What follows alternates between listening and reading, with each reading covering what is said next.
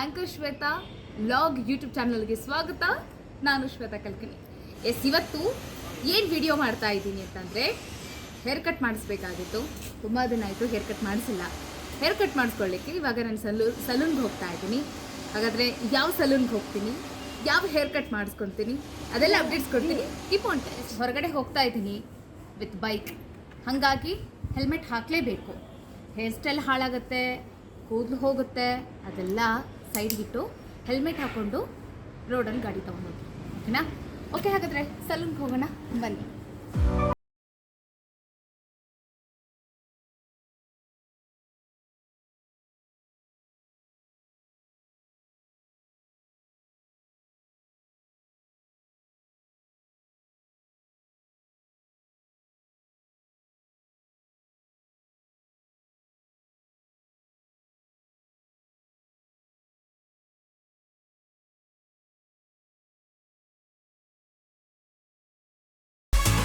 ಎಷ್ಟು ನೋಡಿದ್ರಲ್ಲ ಹೇಗಿತ್ತು ನನ್ನ ನ್ಯೂ ಹೇರ್ ಕಟ್ ಅನ್ನೋದನ್ನು.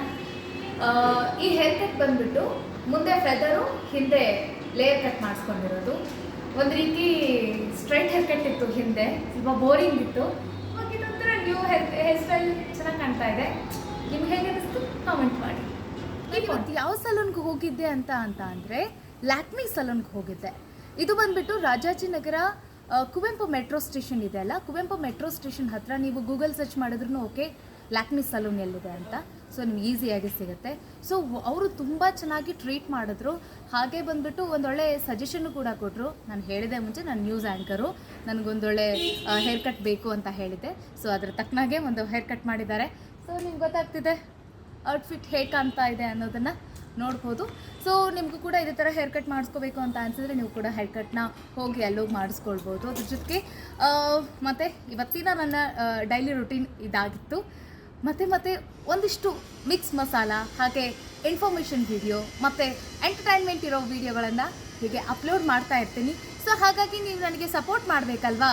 ಏನು ಮಾಡಬೇಕು ಅಂತ ಅಂದರೆ ಸಬ್ಸ್ಕ್ರೈಬ್, ಲೈಕ್, ಕಾಮೆಂಟ್ ಮಾಡೋದನ್ನು ಮರೀಲಿಕ್ಕೆ ಹೋಗಬೇಡಿ. ಮುಂದಿನ ವಿಡಿಯೋದಲ್ಲಿ ಮತ್ತೆ ಸಿಗೋಣ. ಬಾಯ್ ಬಾಯ್.